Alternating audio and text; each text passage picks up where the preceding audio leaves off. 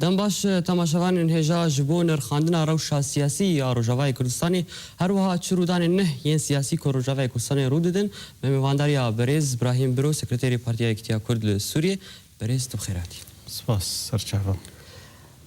مامست روشا سیاسی نها گلک رودان هر بجاتین پیدی ل دارد کوین بی انجمن اجتماعی کردی تو روشا سیاسی چاد نرخین سپاس بو برنامه ارکی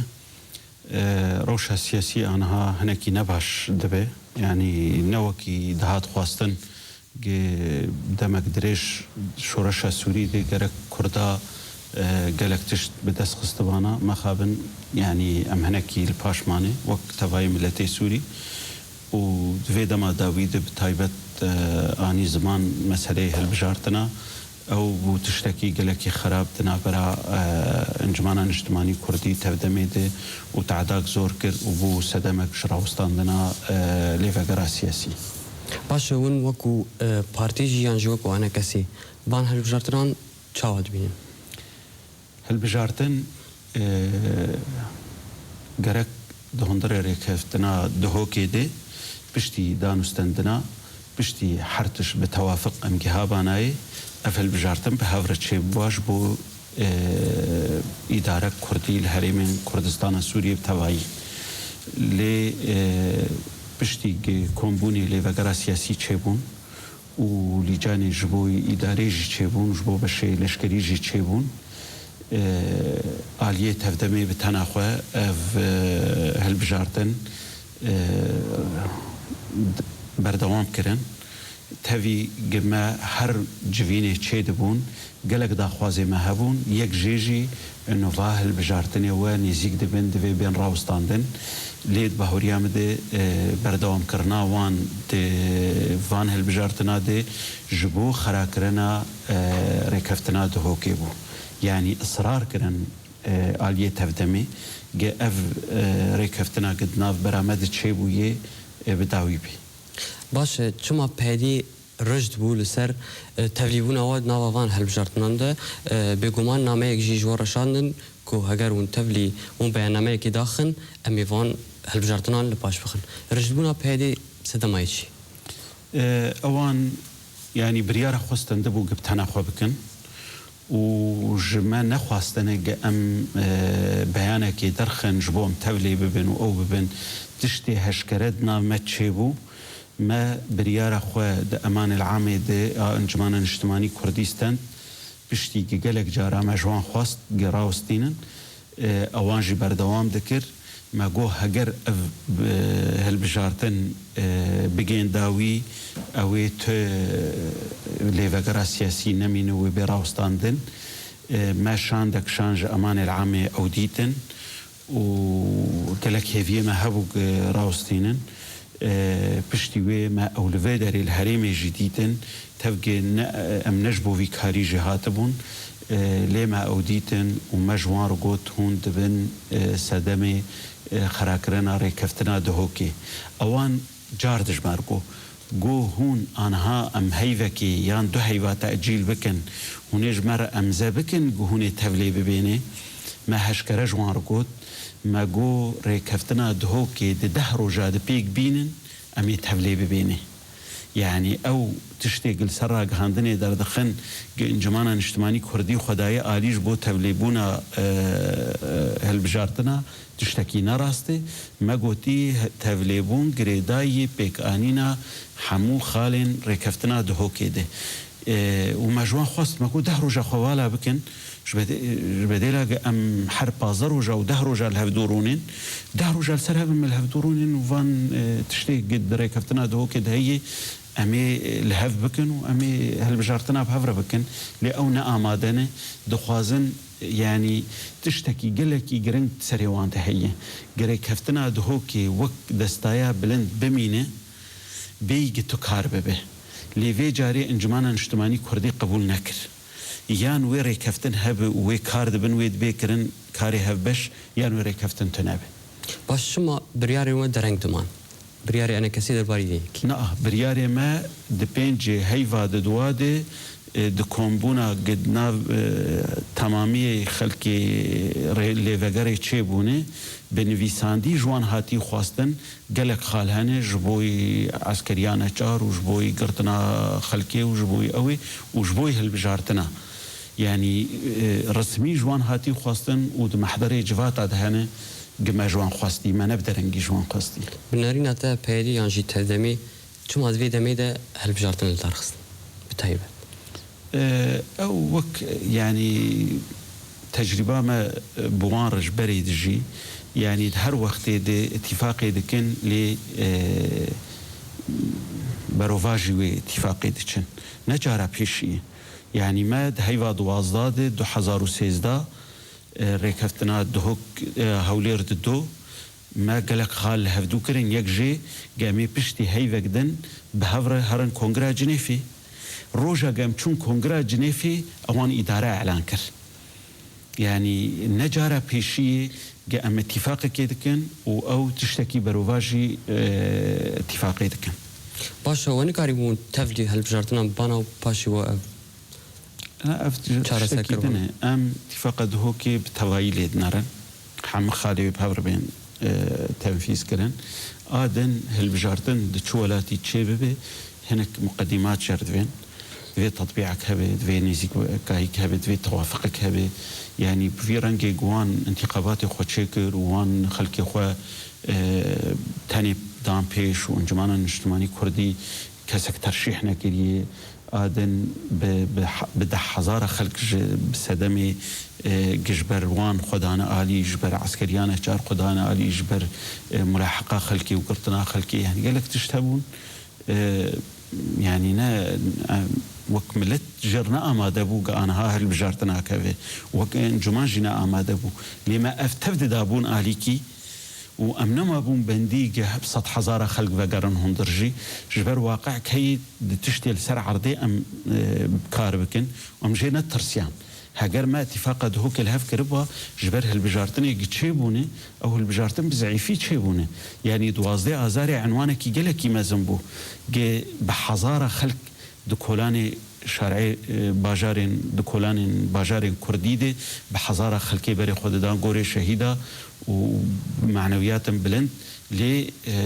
دروجا سيزدي ازاري دي وك راغاندني جي وك خلقي حمى باجار وباجار كاجي اماده بون زاني بون خلق الشارع تنبون يعني تاني خلق دخستن باصاده ودبرن بردريه مركزا وشبكولي لاندن او يعني جبو فاي دانوستن باش اف هالبجارتن لبر شعبي رجيم شد برجيم نافا باجاري قامش دي تبيكي شهود اوجي بروبلمك يعني مزنه يعني بريجي ما قالك جارا افتش دايوقيا كران ام نابجن شمال بر شعبي ريجيمي تشيبون البر شعبي ريجيمي تشيبو ما بر جارا جوان رغوتي ام بهيفينه هون طبيعه تيكليه خب ريجيمي رجمر خيابكن يعني اف شورشا سوري ودريجبوناوي واواوي قالك جوهرتن تشيبونه او بونه هون بتيكلي كي قران في ريجيميري جمر هنكي زلال بكن وجمر بدن خياني كرن كا تشفيدا ملتي كرتيد هي تشفيدا وتيد هي امي تشلو كاربن يعني كار بكن جبيق ام تصادمي بهفدور بكن يعني او اتفاقات ام بكن هفدو وبكن حطا داوي يعني لي برسف هوان حرجاري انه ام تسروا لورانا مجولو خرطرن ورجيم نتشتكو ورجيم مؤقت ورجيم شكلي حبوناوي او امزان حقتنا قوي لي كيلك اويجي حقتك دن هي يعني رجيمي قالك تشخصتنا دستيوان ده يعني او تخويل كرنا انه او اداره قالك تشتاجي بك طب احسا زعيفونا رجاء هالبجارتنا كر تبدا كوميسيونك بلند افا كربو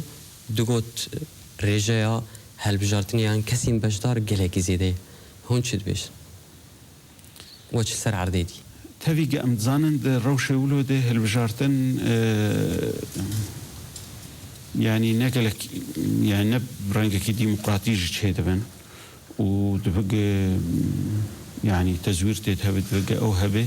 لي ادبجم هجماري جوان ديار كرن هنكي هجمارن واقعي بون نهجماري مزنبون راست ملت قالك دركتي دربه لتهوي ولو هجماري الباجارة هاتنا يعني هاتنا هالبجارتني قالكي هندك بون يعني الجوري مبالغ خداي الباجاري عامودي الباجاري حسكي الباجاري ديركي مثلا يعني دفرنا جي دنجي بلند مثلا 3500 حتى 2500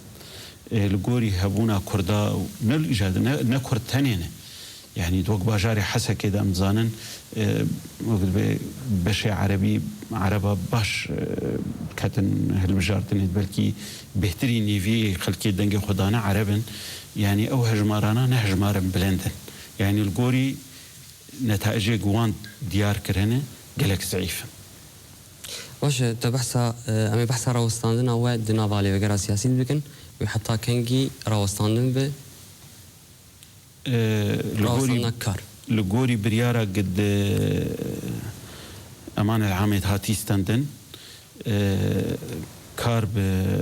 بمرجعية وبلجاني ويتي راوستاندن لي ركفتنا دهوكي دمينة طرفك السيار راعيكي في ركفتني هي إما وكن جمانا اجتماعي كردي بهورية مدى أو فقر تنبي لي فقري که ندبن رعایتا رعیه و رکفتنی ده یعنی گرزک جداخوازه انجمان اجتماعی کردی ایگه گرک بری رکفتنا دهو کی جهاتوانا تنفیذ کرن لی به نوای باش هاتن تأجیل کرن انو برا پشتی رکفتنی به و رکفتن جی چه بو و لیوگر جی چه بو و تفده او تشبيك نهاتن او تشتانا انا ها وببن شرط ومرش لبر حتى قرونشتن شي ببن حقر او تشتانا بيك نين ليفقر تفنا لازم يعني او ترس ما ترسيا قل سر ليفقري هي ليفقر وقتي كذا خدمته اليكي تاني دي براتنا به يعني ام شريكن قمنا شريك بنا قبولناك برا ريكفتن تفتنا به باش نبرك بس الموسى جرى كده نلتفت كده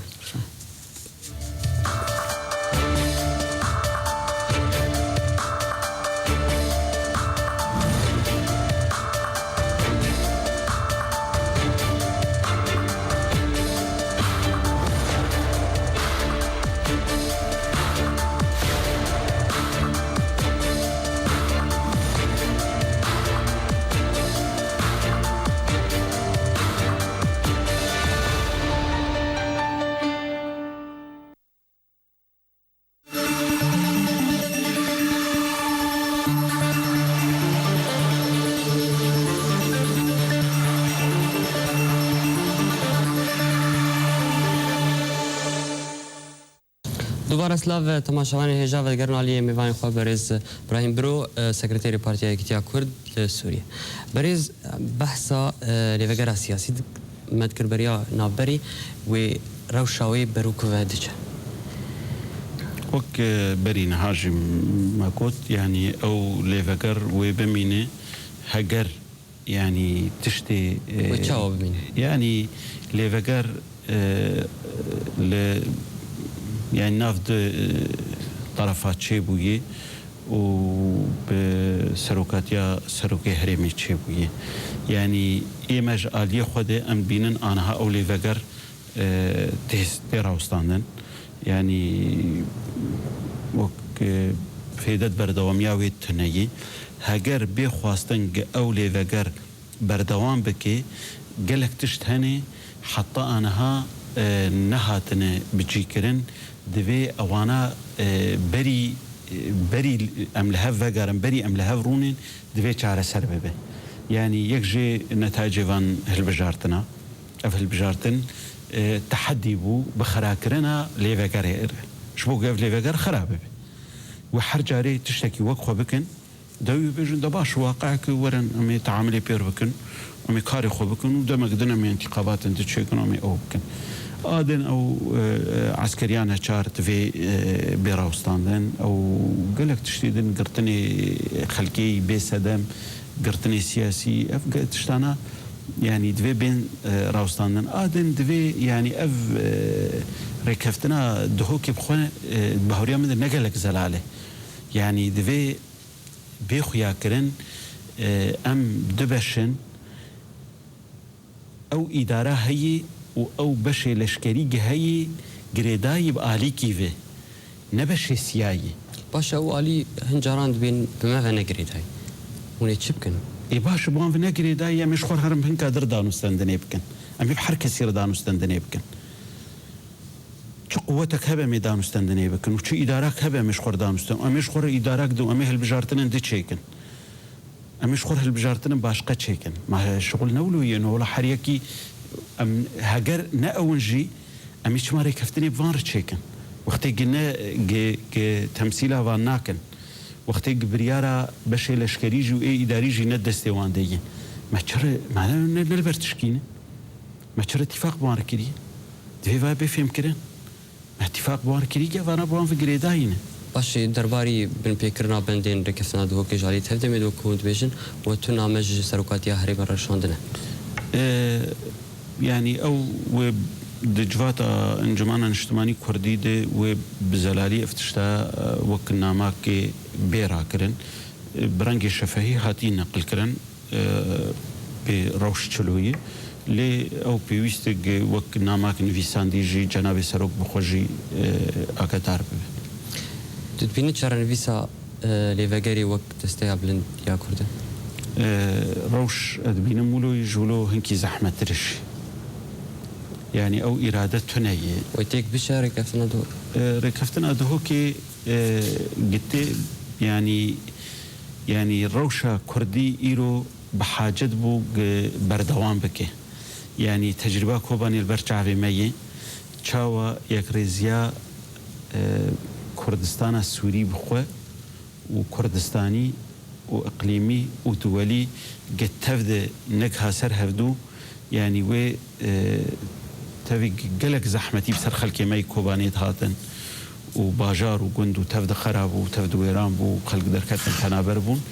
وهي زحمة تربا ونت هات فكراندن شي انا هاجي يعني ريكفتنا دهوكي خراب بي او هي قلق تعدل ملتي كرد بي وهين لبهشامة شر دريجي يعني داعش هين بهريمات جزيرة دجي وعفرين دجي كوباني دجي خطرك مزن سر ملتي كرد تشكيل لك باش بري ويكي هن كوميتا شي بون يك نافوانجي كوميتا لشكري بو چند جوين خوشي لدار خستون دوان جوينات شي بو تشتك چه نبوي يعني او جوينانا بتني لجنة شيبون وداخواس كرنج او كار بيرا وستاندن وشرحي وحتى شر بسكن او ببي يعني افتفد حجتي جبوي قتشك بيج فيناتشي يعني حتى افاكرن افان كوميتا نبرنجكي درست هاتن افاكرن يعني اف كوميت بريار هبو جج خلقي مختص بين افاكرن لي اليدن اصرار كر جهندري لي فقريبن يعني اف خلقي دهندري لي فقريبن باش او كسن بسبور بالوهن وكو انا كسي بيقومان يعني وقتك ما اتفاق كريه امكانه خلقها تقديم بكن يعني وهذا ويا عسكري هيك هجر بلي هذا عسكري تشتكي فشارتي تني يعني وام وقتي اف برساج مدبه كانوا تشتكي قلكي زحمته يعني هنك بيشمرجل روجافاجل كردستان عراقي هني آدن ملتي ما آمادي وأموك أحزاب حركة هن أحزاب مي بري 2 صالة وبري 3 صالة هذي مي عسكري هبون لإمكانات برو وسلاح بنقهوان هين أو بنقهين هي تفي جهنكي يعني هجمارك جوان خلقانا مجبور بون دركفن درفي كردستان السوري شخور كاركي بكن إيشكي بكن لي إيرو دريه تطويعي ذبي أمج هجماري ناترسن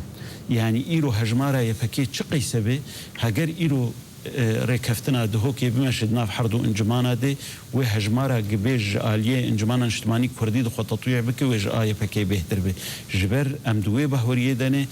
خلقي قريداين بهذا بتوقر سياسي كردي في قلقي بيهترنج خلقي قريداين بهيدي بس نرتيا أنا كسي يانجي دنافا خلقي ده بيهترج يا تفدمي يعني فشلين يعني دقلك آليات فشلين يعني نكاريبون تشتي خدميش خلكي تأمين بكن نكاريبون هرما بباريزنج خلكي ويجي درنا كيفن يعني تفق احترامه مش خوينا شهيد هي وقالك زاروي ما وخلكي ما شهيد شون وقالك خسارة هاتي دانين او جاي تقديري لسر عرضي او يعني درفتي دست كرداف بكيفن وبابا تشتك نتوي بنجهك نتوي جملتي كردرنا يعني روج بروجي او شعوري نتويجي دناف خلكي قبخف بوان في جريداي زعيف دبه وبخرطيجي يعني شري و يعني او شعوري نتوي كرديجي تيكرن دبنا فلسفه امه ديمقراطيه يعني نابا و كوميتيا پیوانی درویا آن کسی داریم یا وزیر دروی ترکیه مولود چاوش اغلورا رونش ناوی جیوینه ده چه بری سالك بری سالونی وکی ما جوینک جارد وزیر خارجه ترکیه و هنگی داود اغلو مکر و پرجارا دیتنه ما وکی چاوا ام قنصل و سفراء و خلکی نونری دولتين درفت بينن امريكا واوروبا ولهم ايه تركي جيت بينن ديتنا ما بوزير درفيه تركي رديتنا قالكي جرنبو يعني تركي وقت دولتك اقليمي ودسينوري كردستان سوري دي بسراسري سينور ام جيراني هفدونه وبشي مزنج كردستاني دهندري تركي دي وبروجا إلو دهندري تركي دي تيمش عندن والهفهاتنا كردي تركي دهندري تركي دبي يعني تشتكي قلكي قرنج تيكيلية ما ودانستندني ما برنجكي رسمي بدولتها تركية وك حكومات هبه أو تشاول ودنارن أو جي وكي بري نهاجي وديتني ما يكفنجي ونهاجي يعني هناك تشتي ثابت قتين قوتن وان جفينا دي انه او احترامها خبونا ملتي كرد وك دهندري مكونات ملتي سوري دبينن بسوريا دولتك ديمقراط به وحمي بيكهاتي دهندري سوري دي جهه قو بقرن تاويوان كردجي وبني نهاجي دام خياني كرن دهندري سوري دي كرد شاوا قاربن چارنو ساخو او بكن او نابن عرقله لي بالتواي خلكي سوري ركاربن شركاتيه بكن يعني تاكيد دكن لسر شركاتيه هندري سوري آدن قالك تشتي تايبت جبو هري من كردي ما اخافتن دناف ما تشيبون تايبت جي مسألة مع عبرات نافبرا كردستان سوريا وتركيا دي هناك زحمتي واستنجي دام خياني كرن جالي كي دي معبر نارسمينه وك معبر كوباني وك ادربيسي دام خياني كرن كاركي مزنتي كرن جبو فكرنا معبر ادربيسي هنكي زحمتي انه هاجر انجمان اجتماعي كردي بري جمرت قوتن انهاجي قوتن انجمان اجتماعي كردي شريك بات سينور دي او تسهيلات بهتر هوانا جبر دبينن انه بشي جريداي مثلا تبدم او بيدي او انا يعني دبينن انه نكارم برنجكي رسمي تعاملي بكن او بكن وك تيكليه بنظام رو بريجيم سوري رو اويري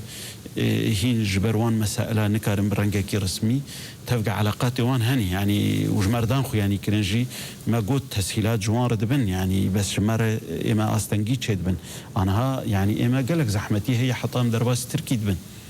يعني ام جمار نفكري دريه دربسيم درباس دبن يعني ام قاچغي درباسي تركي دبن او برادر دن راحتي درجه قامشونه دستي رژیم اسدی بله درگاه قام شد دست رژیم اسدی بس درگاه دربیسی و کوبانی دست پیاده دی مثلا ایوان تکلیه خب سلطات محلی ره بمخابرات ره بامن ره اوانا يعني كارن هرنو ورن يعني نبرنجه كي رسمي بدولتي ره او شيء دبه يعني جمرج قوتن جو هون جي كارن وكيوانا بسلطات محلية و هو يكين هيني يعني بك شغلي درية أمنيرة هون شخورت هيك اللي بكن هون كارن هرون بين وزحمتي يعني إما أم وك نونري إنجماني أم تعاملي ببشي سياسي ردكن يعني أم وزارة خارجية ردكن أف بشي دن تتيك اللي ما نافوان تناني باش ممثل بحثا كونغرس يميني أنا كسيتي كرن وكانجي أف كونغرل دار كذا آمادەکاری وەژیش بۆی چنە؟ مخابن قالك بسر كونغرس يمين كد وقالك جراجي هاتي تحديد كرن وبيكنا هاتي سدمك جي بيك ناي يعني دوربونا خلقي عفريني وكوباني وزحمتيا هاتناوان وجبر كردستان سوري دي خلق نكارن سراسر جعفريني انش كوباني بين اف سدمك اجش بوي تشينا بليد باوريا مدي هن سدم يدن هني او سدم جي هشكرانه تفتيش زانن انجمان ما راستج بارتي سياسي نش خلقي كسي سربخانه جخورتان جنانه لي بارتي انا كسي حطانها آلياك كونغرس ياري نديتنا يعني حرتش حاضرة حرتش آمادة اللي آلياك ام بي كونغر بين يعني بيك بينن او معاييرن هبن وآلياتن هبن واون هبن ام نكار النقاش بكن هجر تجارة ام نقاش دكن خلاف او آلي بيديتن ام بهيفين دماني زيك دجنها وداويا في مهي او آلي بيك بي قال لك سباس برز ابراهيم برو سكرتيري بارتيا اكتياب كرد سوري كويرو تمار بشتا سباس جوارج برنامه اركي قال لك سباس خوش مبارك سباس ولی تماشاوان هجام گشتن داویه هفته بین آخوا ببینید خیر و خوشید.